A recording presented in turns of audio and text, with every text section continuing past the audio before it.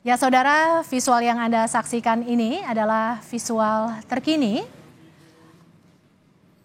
arus lalu lintas di jalur Nagrek. Terpantau situasi kendaraan masih terpantau ramai lancar, saudara. Nah, ini adalah situasi terkini di gerbang tol Cikatama. Kami masih akan terus memantau situasi terkini arus balik Lebaran 2024. Saudara, saat ini sudah tersambung bersama Breaking News Kompas TV, Sony Sulaksono, pengamat transportasi dan juga dosen teknik sipil dari Institut Teknologi Bandung. Kita akan berbincang terkait dengan pelaksanaan arus balik Lebaran 2024. Selamat sore, Pak Sony. Selamat sore, Mbak. Ya, selamat sore semuanya. Pak Sony, arus balik sudah mulai terjadi dan diprediksi puncaknya terjadi hari ini. Apa catatan penting dari mudik dan juga arus balik tahun ini, Pak? Ya, kalau kita lihat untuk mudik ya, ternyata data yang dari perkiraan dari Kementerian Perhubungan itu tidak terlalu tepat ya. Masalahnya ternyata jumlah pemudik itu kalau kita lihat di jalan tol itu relatif lebih rendah dibandingkan tahun lalu. Ya, kita belum tahu bagaimana kondisi pergerakan arus mudik di penyeberangan, di kereta api ya, dan juga di pelabuhan-pelabuhan ya, seperti itu. Nah, kalau kita bandingkan antara mudik tahun ini dengan mudik tahun lalu ya, memang ada beberapa catatan. Kalau dari data kepolisian, masalah kecelakaan itu relatif berkurang ya, seperti itu. Tapi mungkin yang kita lihat itu kan catatan-catatan secara keseluruhan mungkin masih harus kita evaluasi lagi ya, khususnya masalah keselamatan di jalur non tol. Ya, ini yang kadang-kadang kurang jadi perhatian bagi kita ya, karena kan selama ini kalau fokus tentang kemacetan arus mudik lebih fokusnya di jalan tol. Tapi bagaimana dengan jalan arteri, ya, bagaimana dengan penerbangan kereta api, ya, pelabuhan itu mungkin kurang banyak dieksplor. Nah, untuk balik sekarang yang diperkirakan puncaknya adalah hari ini, ya memang berbeda dengan mudik ya. Kalau balik itu konsentrasi pergerakannya tidak sebesar ke mudik ya, karena mudik itu dibatasi oleh hari lebarannya. Sementara kalau untuk balik ya, walaupun ya sudah ada cuti bersama ya, tetapi biasanya orang-orang yang tidak terlalu terikat dengan masalah pekerjaan itu mungkin lebih menghindari baliknya itu menjauhi hari-hari puncak gitu. Jadi biasanya beban arus balik itu lebih tersebar ya dibandingkan di arus mudik ya, kira-kira seperti itu. Pak Sony, kalau kita bicara soal rekayasa lalu lintas diberlakukan. Kalau menurut Anda, berdasarkan pengamatan Anda, rekayasa lalu lintas seperti apa yang efektif dilakukan, Pak Sony?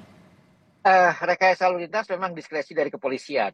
Ya, cuma satu yang harus kita tekankan di sini yang selalu saya berkali-kali mengatakan di media adalah mudik itu pasti macet. Dengan kapasitas jaringan transportasi yang ada, baik itu jalan tol, non tol, pelabuhan, kereta api, angkutan umum, ya, itu tidak akan bisa menampung semua pergerakan arus mudik. Jadi pasti akan terjadi antrian, pasti akan terjadi kemacetan. Itu satu hal yang harus dipahami oleh masyarakat. Nah, kalau kita berusaha untuk memperlancar arus mudik, itu hampir tidak mungkin. Ya, kalaupun ada misalnya kontraflow, one way, ganjil genap, itu adalah salah satu usaha untuk biar mudik tidak terlalu macet, tapi macet tetap terjadi. Nah, jadi ya diskresi-diskresi terkait dengan manajemen lalu lintas ya, ini memang harus dipikirkan dalam mindset bukan untuk memperlancar mudik, ya, untuk menghilangkan kemacetan, tidak. Ya, kalau kita memperlancar tol dengan one way, itu salah satu sisi bisa lebih cepat. Tetapi pertanyaannya bagaimana dengan arah kebalikannya? Ya, mobil-mobil yang arah kebalikannya terpaksa harus melewati jalan non-tol. Sementara jalan non-tol itu pasti banyak pasar tumpah lah, ada aktivitas masyarakat dan lain sebagainya. Justru itu menjadi kemacetan. Ya, tolnya lancar tapi di luar tolnya menjadi macet. Nah, ini yang harus kita perhatikan ya. Jadi manajemen lalu lintas yang kita lakukan harus berimbang, ya, tidak hanya fokus pada jalan tol, tapi juga jalan arteri harus menjadi perhatian. Ya, seperti itu. Menurut Anda apakah itu sudah dilakukan atau masih kurang dilakukan sehingga perlu diperbaiki ke depannya, Pak?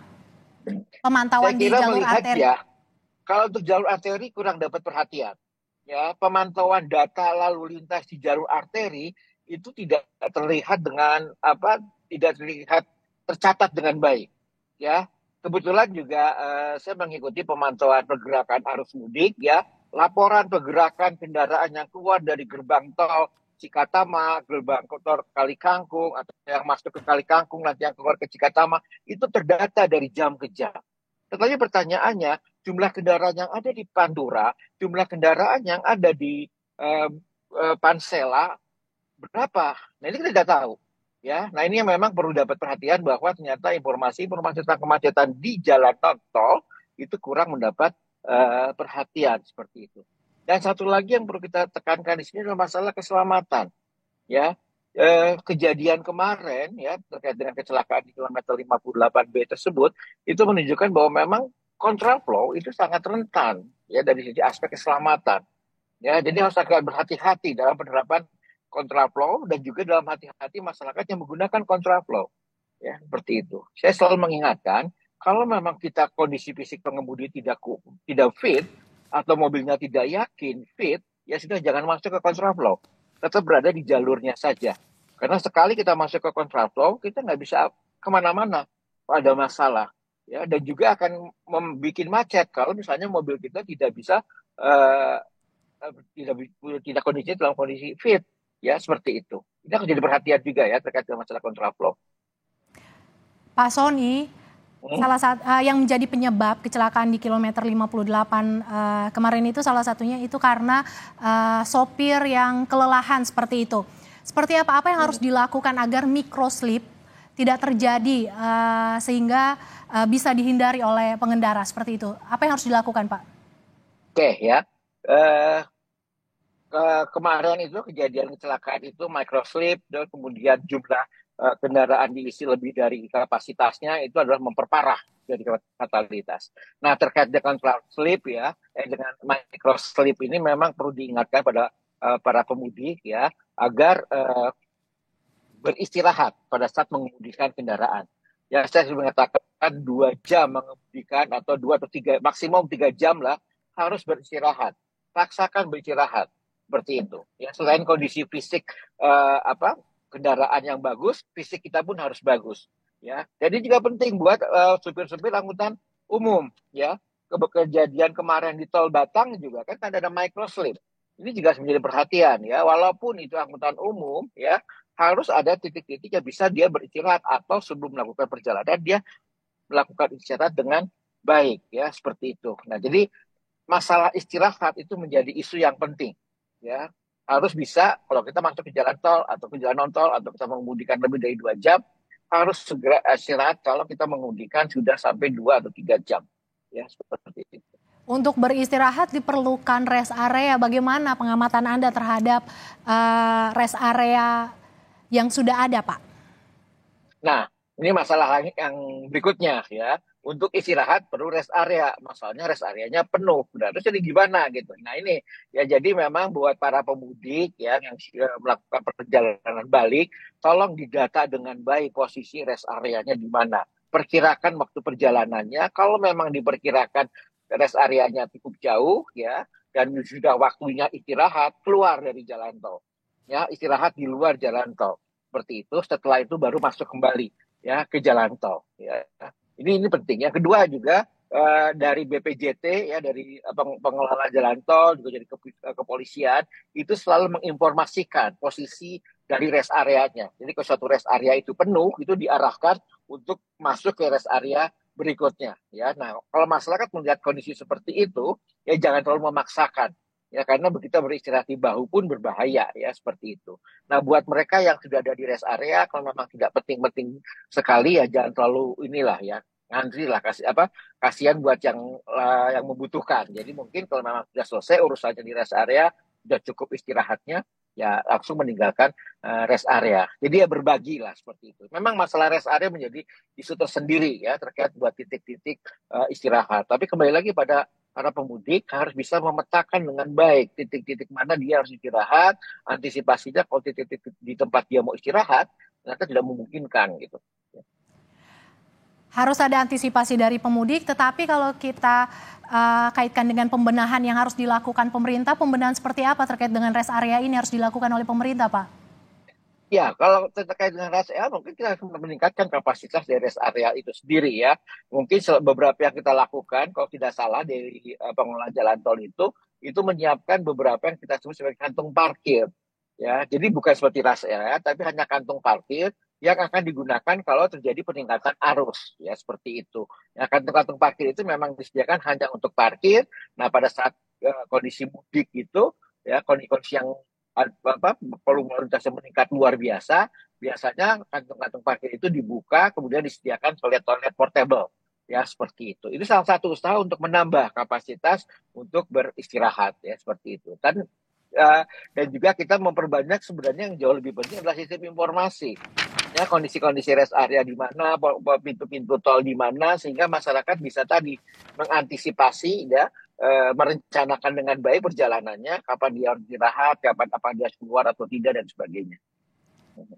Pak, kalau kita bicara soal harga tiket berdasarkan pantauan Anda, seperti apa harga tiket di musim mudik dan juga arus balik ini, Pak? Ya, kalau harga tiket pesawat ya itu memang ada namanya batas atas dan batas bawah. Ya memang dikeluhkan ya, kok harga tiketnya tiba-tiba kok melambung tinggi. Ya beberapa catatan dari teman-teman dari maskapai memang terlihat bahwa harga tiket yang melambung tinggi itu masih ada di bawah harga batas atas. Ya memang pemerintah sudah menetapkan untuk tiket pesawat itu harga bawah batas atas dan batas bawah. Nah selama tidak melewati batas atas dan batas bawah itu sebenarnya ya masih wajar kita. Ini mungkin buat masyarakat memang agak memberatkan ya seperti itu. Demikian pula terkait dengan tiket kereta ya, sebenarnya kalau tiket kereta, tiket penyeberangan ya sebenarnya dari sisi harga kalau dalam kondisi mudik seperti ini ya bisa dimaklumi lah harganya meningkat ya, tetapi jauh yang lebih penting adalah kapasitas sebenarnya. Ya, kereta api itu peminatnya cukup tinggi gitu ya. Harganya juga cukup affordable sebenarnya, masih bisa terjangkau oleh masyarakat. Cuma memang kapasitasnya terbatas gitu ya. Penyeberangan juga sama ya seperti itu ya. Nah, ini memang kalau masalah harga tiket itu saya kira kita selalu memantau ya. Pemerintah juga memantau ya pergerakan harga tiket itu, jangan sampai harga tiket itu terlalu menjadi tambahan beban yang cukup besar buat masyarakat. Ya seperti itu. Tapi kalau kenaikan harga tiket, ya saya kira bisa dimengerti ya dalam kondisi mudik seperti sekarang gitu. Tapi selama itu masih wajar, saya kira nggak masalah. Pak, peningkatan jumlah kendaraan yang melintas di sejumlah titik mulai terpantau meningkat signifikan. Berdasarkan pengamatan Anda, titik-titik krusial mana saja Pak yang harus diperhatikan di arus balik Lebaran 2024 ini? Sebenarnya kalau untuk arus balik, titik-titik krusial yang saat ini harus kita perhatikan justru titik-titik di daerah wisata. Ya, titik-titik wisata ini menjadi hal yang kadang-kadang kelupaan ya untuk kita pantau. Karena kalau fenomena balik itu biasanya dia wisata dulu kemana, ya baru lanjutkan balik ke arah Jakarta. Misalnya dari Jawa Tengah ya, dia mampir dulu ke Bandung misalnya, stay 1 malam di Bandung, setelah itu baru ke Jakarta seperti ini. Nah, pola-pola seperti ini kadang-kadang jadi miss gitu ya. Jadi perlu diperhatikan juga adalah kemacetan-kemacetan di kota-kota tujuan wisata, kemudian di daerah wisata ya itu perlu menjadi perhatian. Dan juga kembali lagi kemacetan-kemacetan pemantauan kemacetan ini yang paling dominan itu di arteri di Pantura. Ya, itu cukup dominan ya, apalagi dengan peningkatan arus balik penggunaan sepeda motor ya, seperti itu. Bagaimana pantauan Anda, Pak, pengamatan Anda terkait dengan pelabuhan Bakauheni Lampung? Apa catatan Anda? Karena kita tahu kemarin itu sempat terjadi kepadatan di akses jalan menuju ke Pelabuhan Merak. Agar tidak hal serupa tidak terjadi, apa catatan Anda untuk arus balik di Pelabuhan Bakauheni Lampung? Ya, Saya kalau tidak salah di Bakahuni itu ya, itu memang pelabuhan dermaganya tidak sebanyak di Merak gitu. Tapi kalau kita perhatikan beberapa catatan beberapa tahun ke belakang, itu justru di Bakahuni hampir tidak terjadi kemacetan seperti halnya terjadi di Merak ya, karena di sana banyak kantung-kantung parkir yang memungkinkan kendaraan untuk bisa menunggu ya, menunggu kapal untuk bisa menunggu kapal agar kendaraan bisa masuk ke dalam kapal ya, seperti itu. Tapi kembali lagi di sini ya, kalau kita lihat ya kemacetan yang terjadi di Merak kemarin ya, itu selain karena tiket habis juga karena banyak masyarakat yang tidak paham bahwa untuk menyeberang itu tidak bisa beli tiket on the spot ya di pelabuhan ya, dia harus beli tiket di luar kawasan pelabuhan. Nah, ini juga harus diedukasi ya terkait dengan ini ya. Kalau di Bakahuni juga kita berharap nanti orang-orang yang balik ya melalui Bakahuni ya sudah mengantisipasi, sudah beli tiket ya di sebelum masuk ke pelabuhan Bakahuni ya. Saya kira dengan pengalaman kemarin di Merak ya, pemerintah juga sudah menangani di Bakahuni pula ya, seperti itu ya. Pak Sony Sulaksono, kita masih akan berbincang lebih jauh terkait dengan pantauan puncak arus balik Lebaran 2024. Sesaat lagi, Breaking News Kompas TV masih akan kembali usai jeda.